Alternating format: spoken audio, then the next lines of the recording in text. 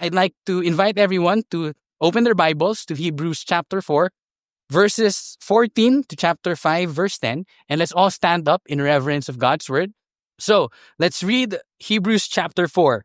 Sabi doon, since then, we have a great high priest who has passed through the heavens, Jesus, the Son of God. Let us hold fast our confession. For we do not have a high priest who is unable to sympathize with our weaknesses, but one who in every respect has been tempted as we are, yet without sin. Let us then with confidence draw near to the throne of grace, that we may receive mercy and find grace to help in time of need.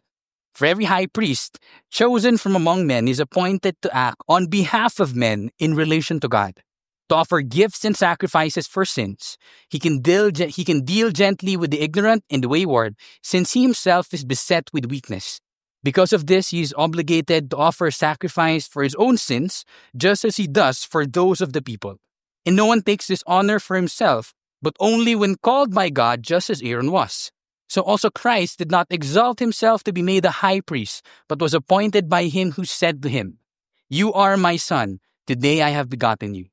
As he says also in another place, "You are a priest forever, after the order of Melchizedek." Verse 7, in the days of his flesh, Jesus offered up prayers and supplications with loud cries and tears to him who was able to save him from death, and he was heard because of his reverence. Although he was a son, he learned obedience through what he suffered.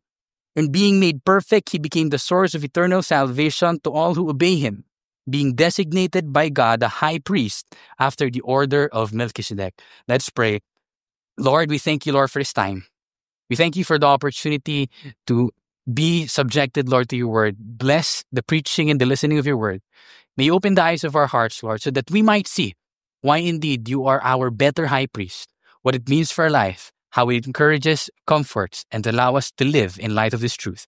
Bless us, God, in Jesus' name. Amen and amen. You may now take your seats. Yeah, and so thank you so much for reading with us. It's a pretty lengthy text. And kung mapapansin natin, no, mahaba siya, hindi natin madadaanan lahat, pero hopefully we go through the significant things and details na makikita natin across the verses. And before we get into the details and the context of the verse, I want to show this picture right here. So kung makikita natin, this is meron tayong picture of a film back 2017, 16, 18, sometime ganon. The Greatest Showman, hindi dito napanood yun na yun. Greatest Showman, di ba? Si Hugh Jackman, P.T. Barnum, siya yung bida. And essentially, the film progresses this way. P.T. Barnum comes from basically dirt poor, and mahirap siya, madami siyang pinagdadaanan, but he builds a circus, he gets famous, he gets rich, and may mga problema sa movie na na-resolve, pero that's the entire storyline in a nutshell. But the reason why I bring this up, interestingly, to build his fortune, to be successful, what does P.T. Barnum do? Para matayo niya yung circus niya, he gets the help of strange, unique, even somehow deformed and weak individuals na sinasyan ng society. Ayaw ng mga tao sa kanila, tinatawanan. Pero what does P.T. Barnum promise? I'll understand you. I'll be here for you. I'll stand with you. More than that, I'll represent you to the people out there. They'll accept you. They'll see you. So that's a sort of lens how we can view it. Pero here's the clincher. What happens? At some point in the story, in the middle, that changes. Paano siya nagbago? Nung naging successful na si P.T. Barnum, si Hugh Jackman, he closed the door on them. Ano nangyari? Nung papapasukin na sa room kasama ng mga tao, sinaraduhan sila. Tapos doon ako manta yung sikat na, "This is me," diba? So hindi po tayo kakanta, pero that's the song. And essentially, what This Is Me, the song is parang, ito ako, ito yung mga pinagdadaanan ko, and it needs to be shown. It's a song of authenticity. Why do I say this? Because I think that church outs someone who promised to stand with you, pero left you behind. And what I get from that is this. We all want to be understood. Right? Like them, we might not be unique in their talents or their appearances. Pero each and every one of us, we have our messes. We have parts of our lives that we would rather keep hidden, not let anyone know about. Pero gusto nating itago. But at the same time, we long for someone to understand that. More than that, represent us to people who would do things for us, love us, to be both seen and loved, to be represented and understood. Tama ba? And the reason why I'm saying that, because today, we're going to talk about Jesus as the high priest. The task of the high priest is this. It is to represent a broken and weak humanity to a glorious and holy God. Someone who can understand us and represent us and bring us to a new room where we get to see more of God. And that's what we'll talk about. So 3 things that we're going to learn from the text. We're going to talk about the Old Testament context of the high priest. Jesus is the better high priest. And third, our response. So let's go to the first point. So Jesus, the Old Testament high priest. So ano ba yung function ng isang high priest? So makikita natin, pag tinignan natin sa Old Testament, let's go to chapter 5, verse 1. Sabi doon, "For every high priest chosen from among men is appointed to act on behalf of men in relation to God, to offer gifts and sacrifices for sins. He can deal gently with the ignorant and wayward, since he himself is beset with weakness. Because of this, he is obligated to offer sacrifice for his own sins, just as he does to other people." Hindi natin gagawing in-depth to ng sobra, pero here's the gist. Bakit kailangan ng high priest? Bakit merong ganun sa Old Testament? And why do people need representatives in the first place? Pasimplihin natin. When do you need a representative? Diba kung minsan kapag malayo kayo, kailangan nyo ng representative sa isang government agency. Or, kaya naman, kapag merong dalawang party na hindi mapagtagpo, kapag yung isang party hindi pwedeng makipag-usap sa isa, kailangan mo ng tatayo sa gitna.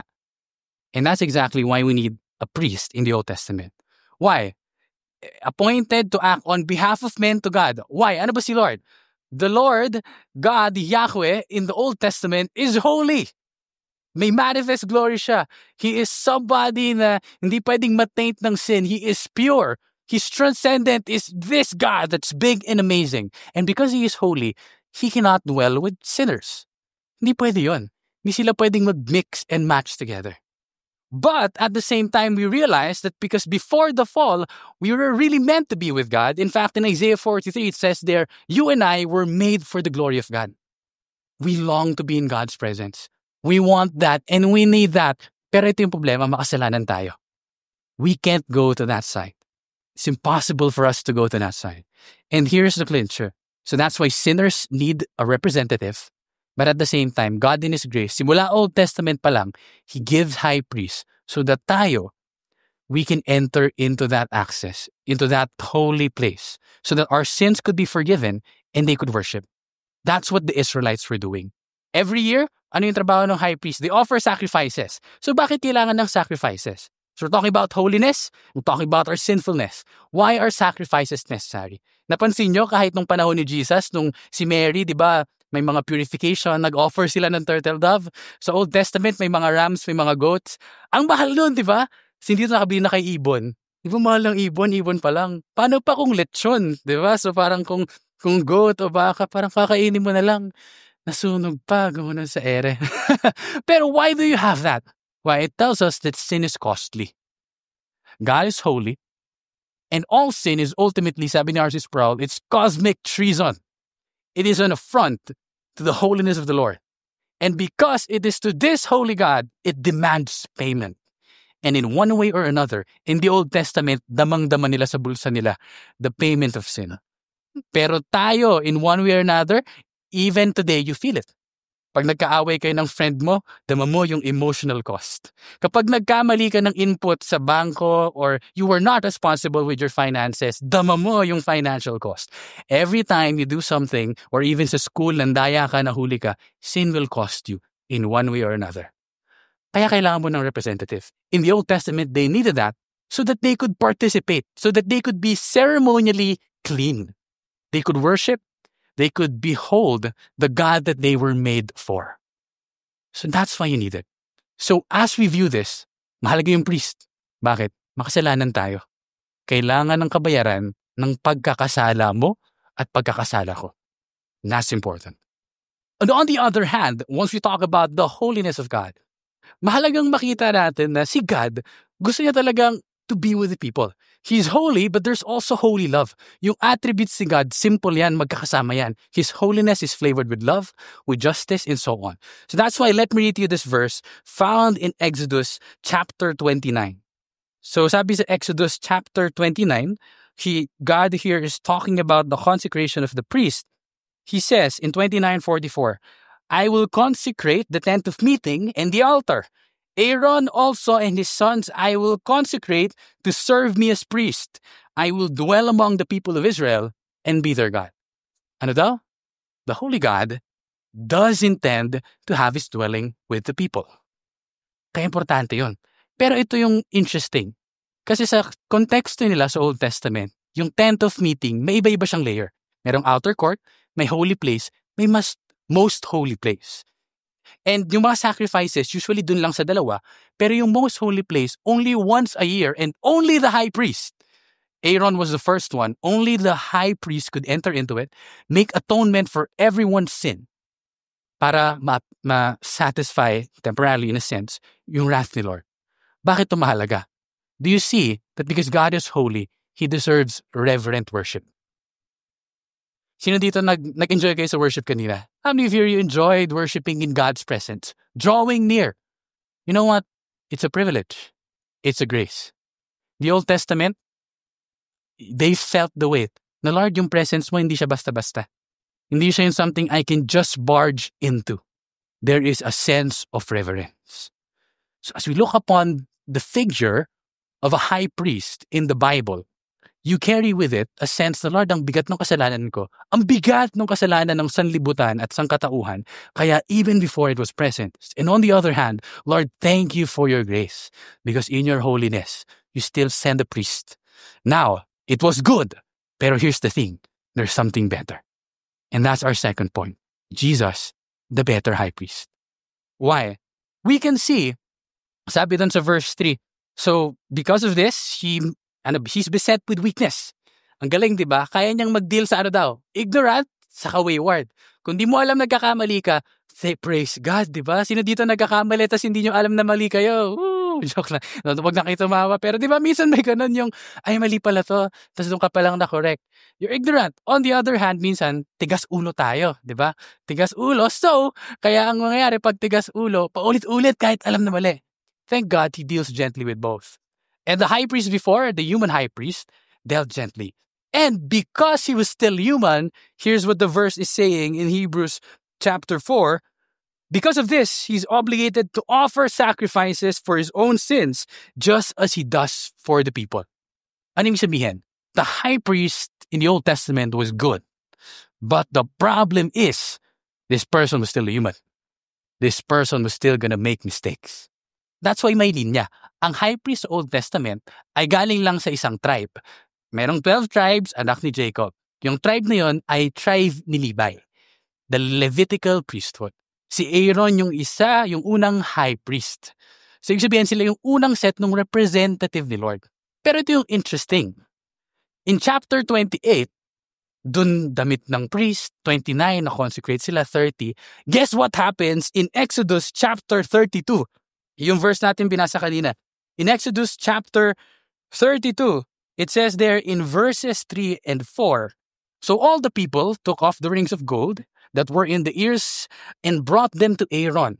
And they received the gold from their hand and fashioned it with a graving tool and made a golden calf. And they said, these are your gods, O Israel, who brought you out of the land of Egypt. Interesting. The human high priest that is meant to represent the people of God towards God led them to idolatry. The Old Testament priesthood is still insufficient. Kaya may lineage. Kaya sa Old Testament, yung context na yun, hereditary siya. Kaya may linya ng mga priests kasi every generation kailangan. Hanggang panahon ni Jesus meron yun eh. And at the same time, what we can see, bukod sa hereditary siya, the sacrifices cannot suffice to save you. Hindi siya yung one-time, big time. No, it's continual. Because the blood of bulls and rams will not be able to save your soul. It's a temporary, it's a good thing, but it's a temporary measure. And what is the way that Jesus provides? Ito na yung makikita natin. Tandaan natin na yung interest, the sinfulness of man, being in a weakness, and at the same time, the holiness of God. Let's move to verse 4 to 6. And sabi doon, and no one takes this honor for himself, but only when called by God, just as Aaron was. So also Christ did not exalt himself to be made a high priest, but was appointed by him who said to him, you're my son, today I have begotten you. As he says also in another place, you are a priest forever after the order of Melchizedek. The high priest is appointed by God, chosen by God. From saan? From men. Why? Why does it have to be from men? Because the thing is, it's only man who should be paying the sin because tayong gumawa. Pero at the same time, makikita natin dito, bakit sinasabi na si Lord? Pansinin natin, let's go to verse 5. You are my son. Today I have begotten you. That refers to Hebrews 1 verse 5. To which of the angels did he said, you are my son, I have begotten you? He's the radiance of the glory of God. Sabi sa verse 3 or 4, he's the exact imprint of the nature of God, meaning to say, he is God himself. Yung word na bigaten, ang ibig sabihin nun is a being that begets a being of the same nature. It's not created, it's not made. One being begets another being of the same nature. What you have, God begets God. Jesus is God. He is not just a high priest from among men. He's God. Bakit mahalaga yun? On the other hand, ano yung makikita natin sa verse 7? Bago tayo pumunta kay Melchizedek. In the days of his flesh, he offered up prayers and supplications with loud cries and tears to him who was able to serve him from death. Ano daw? The only begotten Son, the radiance of the glory of God in chapter 1. Pagpunta natin doon. In the days of his flesh, offered cries and tears. Ladies and gentlemen, the high priest that is God himself, the sonship, the divinity, was also truly human. He knew what it felt like to cry. He knew what it felt like to lose a friend. He knew what it felt like to be betrayed, to be unwanted, to give love and get disdain in return. This is the humanity of the high priest. Bakit ko ito binabanggit? What you see in the person of Jesus is a conjunction of tensions. Meron kang nakikitang amazing, something great. Jonathan Edwards, a theologian in the 18th century, in the book The Excellency of Christ, sabi niya, what you see in the person of Jesus is this. It is infinite highness, the radiance of the glory, the Son of God, and infinite lowness. Philippians 2, the one who took the form of the servant, who went on the Calvary road, pababa, was crucified on Golgotha for you and for me. The one who is truly God, truly man. The priest that needs to stand in the middle for God to dwell with his people. So there's appeasement, there's justice, wrath satisfying.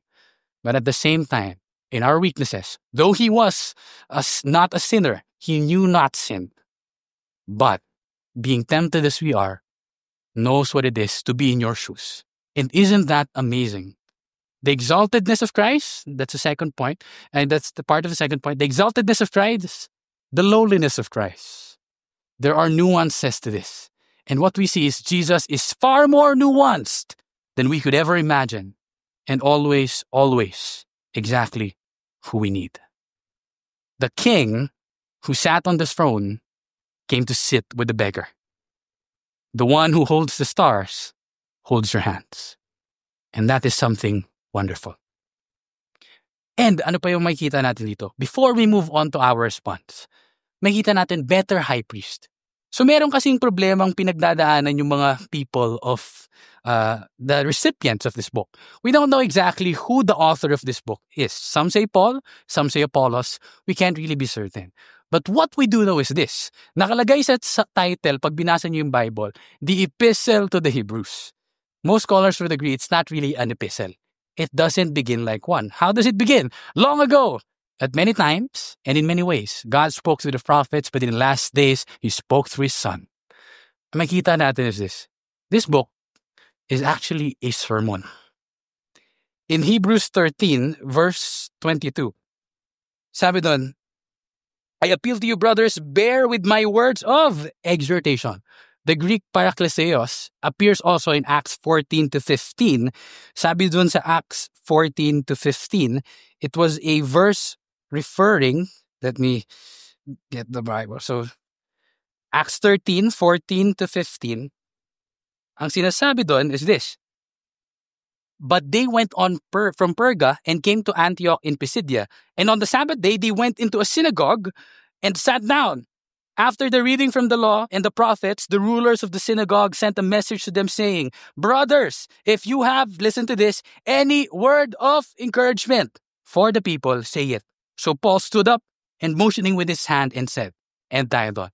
Word of encouragement, word of exhortation. Ba't ko yung sinasabi? The word that's used by the author himself to characterize the book of Hebrews is the word used in Acts, referring to a sermon. What you have is the finest homiletical, referring to preaching, homiletical masterpiece in the New Testament. Lahat ng to, isang buong preaching yan. Kapag, kunwari, kailangan mo, hindi ka makakapag-preach, pinag-preach ka, basahin mo yung book of Hebrews. It's a preaching in of itself. And because it is a preaching, meron siyang exposition, theological doctrine, at meron siyang implications or exhortation for practical living. And ano ngayon yung makikita nating exhortation mula sa binasa nating text? It's this. Let's jump to our response. Our response, we can find in the first few verses we've read. Sabi doon, since then we have a great high priest who has passed through the heavens, Jesus the Son of God. Let's hold fast our confession. For we do not have a high priest who is unable to sympathize with our weaknesses, but one who in every respect has been tempted as we are, yet without sin.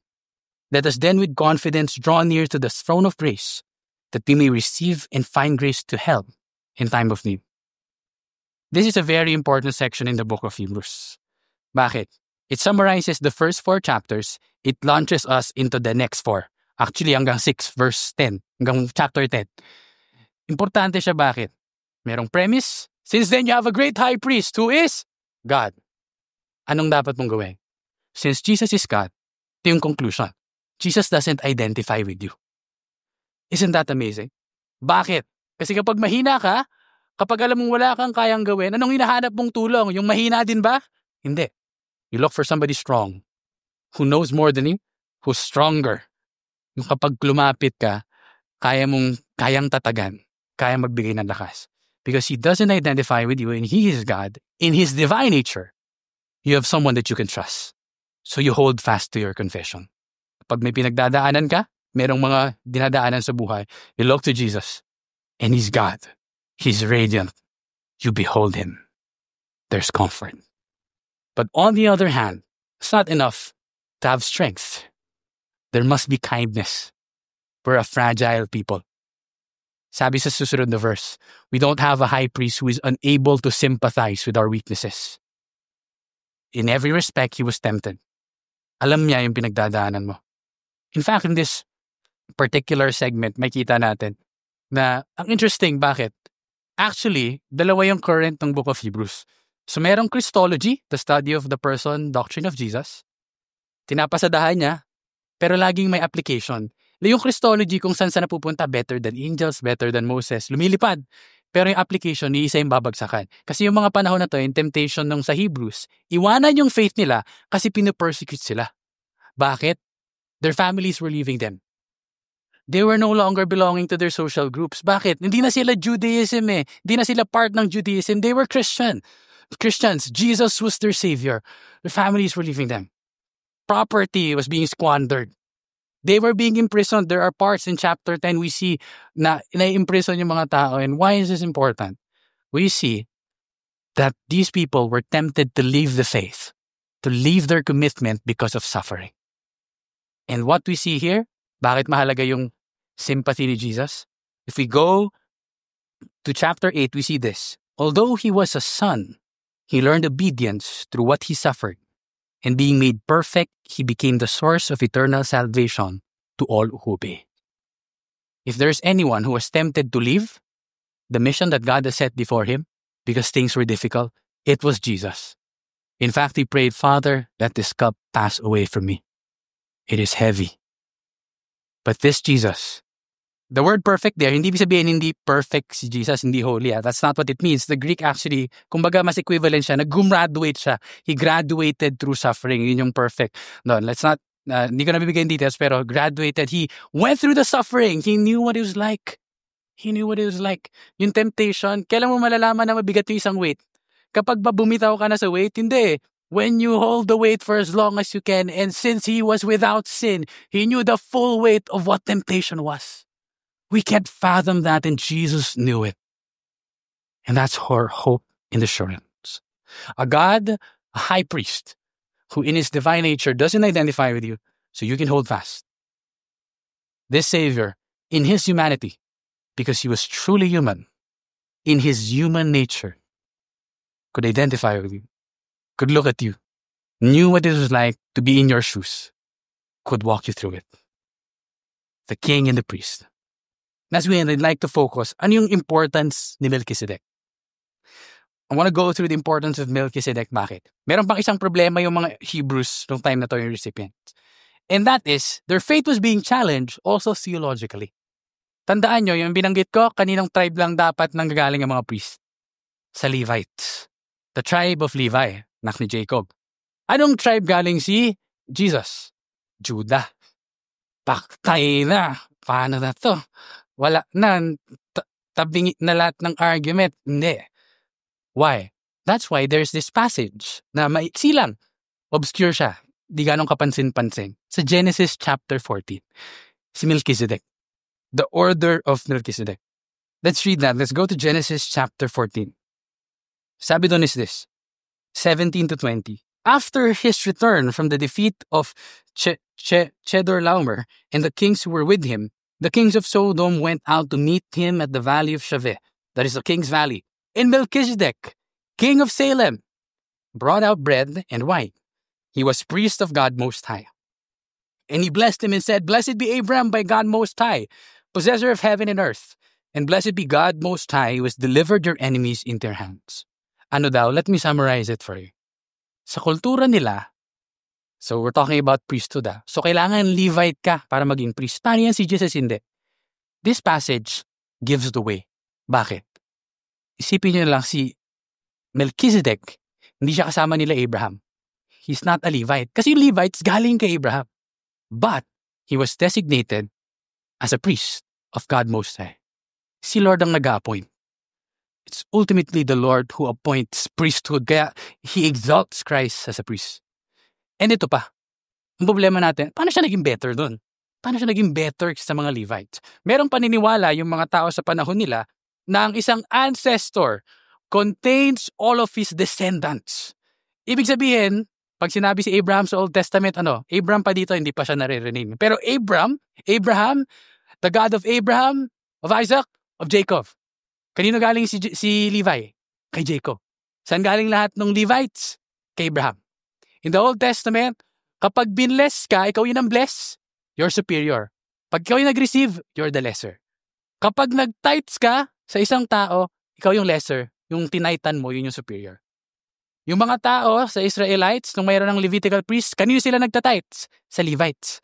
Wala silang portion, si Lord yung portion. Doon sila nagtatites. Pero, taking that logic na lahat ng Levites na kay Abraham, lahat ng binibigyan nyo ng tithes, nag-tithes dun. Dun kay Melchizedek. Mas mataas siya kay Melchizedek. Abram, the man of great faith in Hebrews chapter 11. This great man who didn't know, but go and went into the land and followed by faith. In this context, kakapanalo niya lang ng laban. He won against the kings. Kumbaga military success. Iba to. Huwag mong lalabanan si Father Abraham. Many children, malupit to. Pero ano mangyayari? Si Father Abraham, tinanggap niya yung blessing.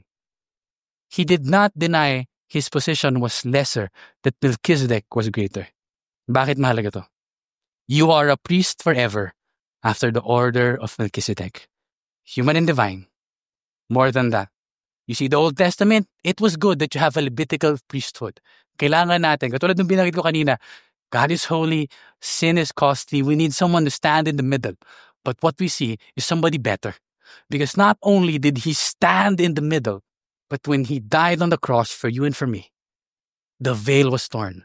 Kung dati ang most high priest lang ang pwedeng pumasok sa most holy place, and we had to be ceremonially clean to enjoy God's presence. Now you have somebody who broke that. And each and every one of us, kaya yung conclusion doon, let us then draw near with confidence to the throne of grace that we may receive mercy and find grace to help. At hindi na to tuwing Day of Atonement lang or kung kailan may ceremony. Find grace to help at your time of need. Any place at any time. If you are in Jesus, God's presence is with you. Our great high priest, who is our everything in our life. Let's pray.